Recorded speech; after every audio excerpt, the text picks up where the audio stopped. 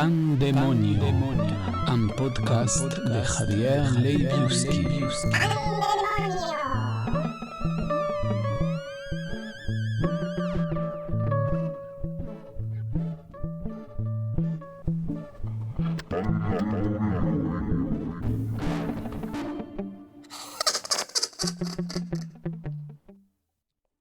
Salut tout le monde. Pour ce 6e épisode, j'ai décidé de changer un peu de registre et de vous lire une histoire assez ancienne et quelque peu mystérieuse. Le texte a été publié en français dans mon livre La conspiration des Riobambas en 2019. Je ne me souviens pas très bien de ce qui m'a inspiré, mais je peux vous dire que depuis mon enfance, j'adore la science-fiction et les récits extraterrestres. C'est peut-être cela. N'oubliez pas de partager, de commenter et de continuer à essayer d'atteindre la Lune.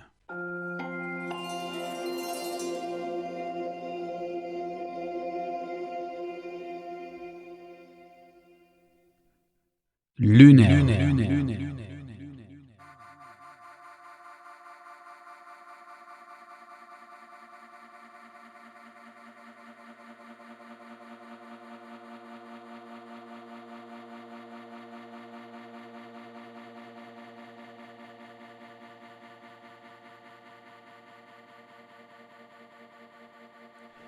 Les paysages lunaires s'étendaient face à lui, telle une couverture sombre et irrégulière. Loin derrière, le soleil brillait avec fraîcheur. Il s'éleva puis commença à marcher en ligne droite vers un petit volcan qui crachait avec une certaine fréquence des minuscules nuages gris.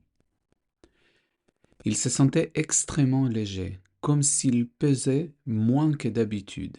Ses mouvements étaient suaves et éthérés.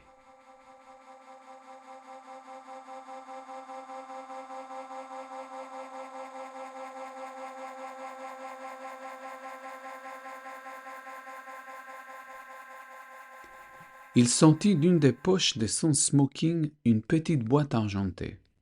Il l'ouvrit, puis sortit un cigare. Il le mit dans sa bouche, puis dans une autre poche, il trouva un briquet. Il eut du mal à obtenir une flamme stable, plutôt une petite étincelle. Puis, la fumée remplit sa bouche et descendit jusqu'à ses poumons en les tranquillisant.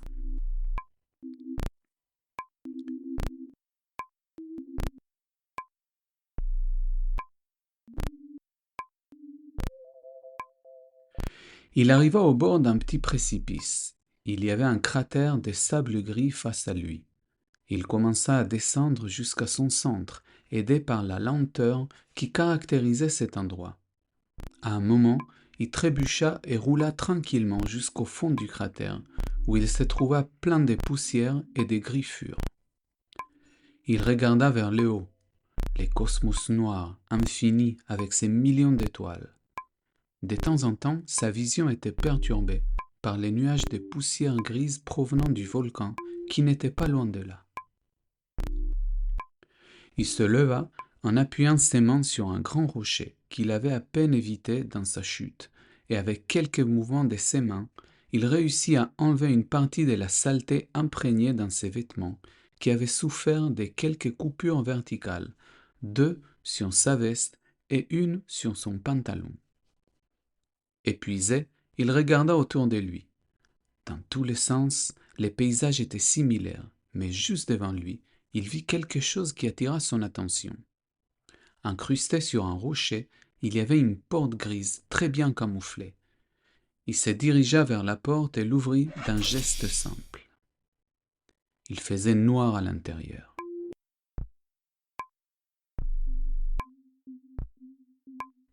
Il prit son briquet qui, de manière très mystérieuse, produisait une belle flamme maintenant.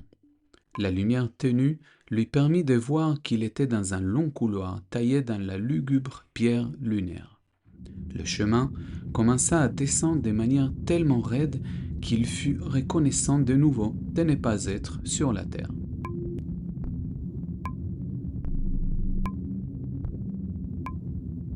Les gaz de son briquet finit et la flamme disparut avec un bruit sourd.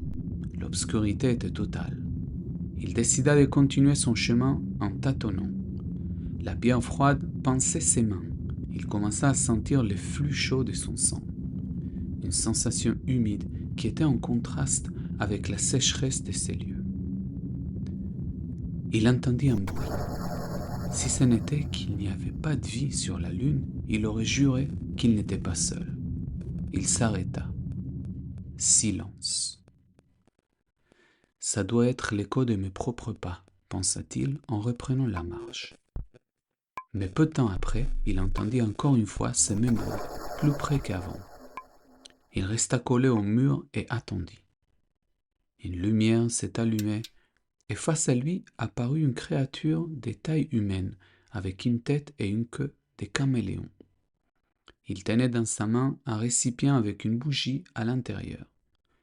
Les yeux giratoires de la bête se posèrent sur lui, puis la bouche s'ouvrit, laissant voir des dents bien affûtées derrière quelques répugnants fils de bave visqueuse qui s'étiraient au fur et à mesure que la bête séparait ses mâchoires.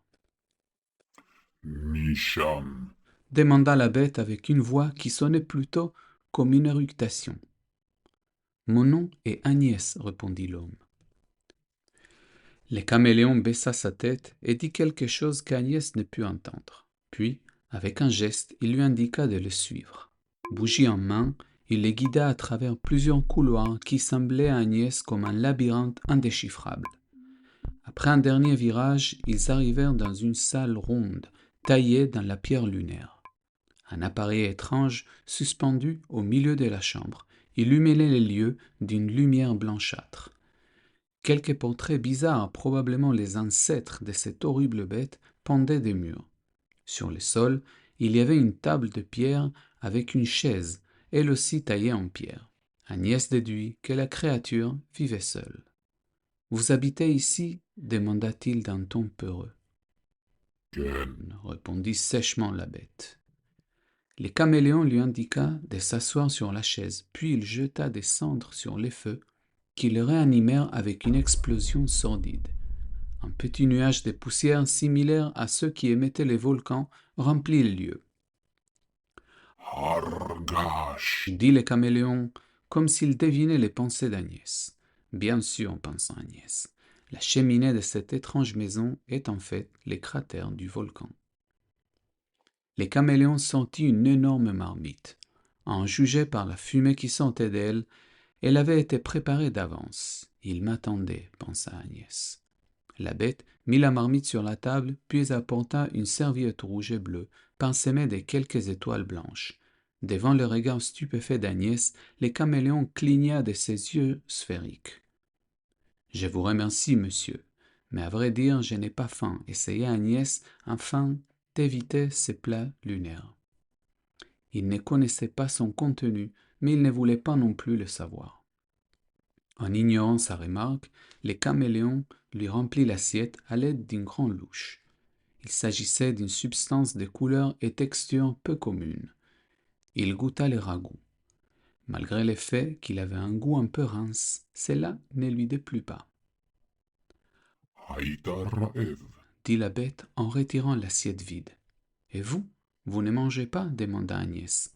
Le monstre lança un terrible éclat de rire qui résonna de manière démentielle entre les murs de ces labyrinthes étranges. Une profonde sensation d'angoisse envahit Agnès, mais très vite, cette sensation fut dépassée par une fatigue incontrôlable. La dernière chose qu'il put voir, c'était que la bête lui indiquait avec une de ses mains un lit de pierre froid comme l'hiver.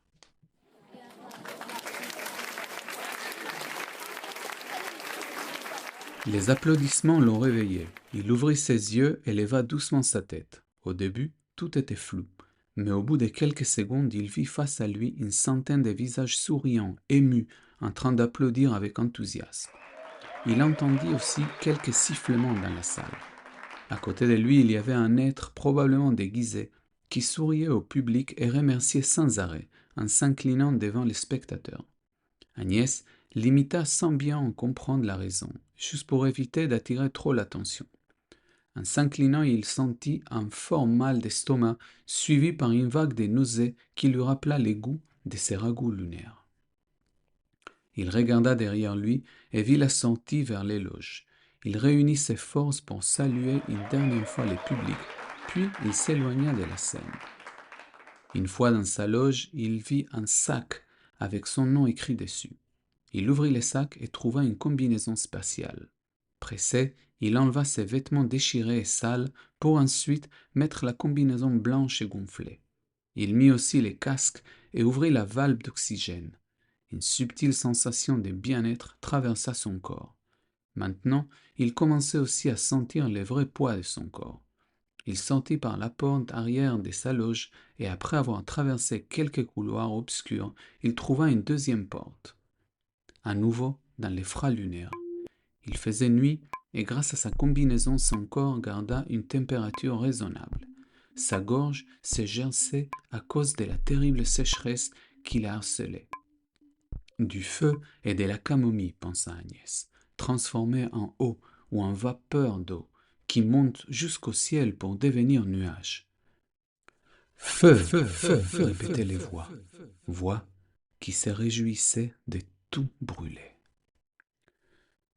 Plus tard, les cendres deviendront oiseaux avec des plumes vertes et s'envoleront avec tous les souvenirs oubliés des terres lointaines. Agnès cria sur les silencieux rochers lunaires. Elles donneront du sens à ceux qui n'en ont pas, et les spasmes de liberté s'étoufferont dans une tasse de thé, ajouta-t-il en chuchotant. Mais il n'y a pas d'oiseaux sur la lune. Agnès le savait très bien. Peut-être pourrait-il trouver des petits lézards qu'il pourrait griller pour mâcher ensuite leur insignifiante chair.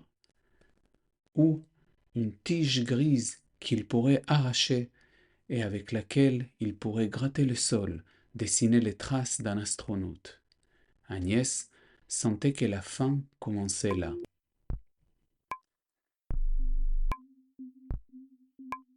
Le soleil se leva, quand le volcan exhala son premier nuage.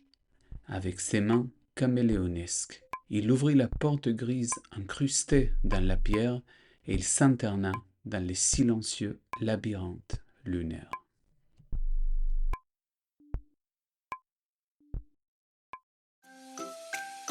C'est tout pour cette fois. J'espère que cet épisode t'a plu et si c'est le cas, n'hésite pas à en parler autour de toi, à liker le profil Instagram ou Facebook du podcast Pandemonio 2025 et à collaborer sur mon compte Patreon, pan-demonio.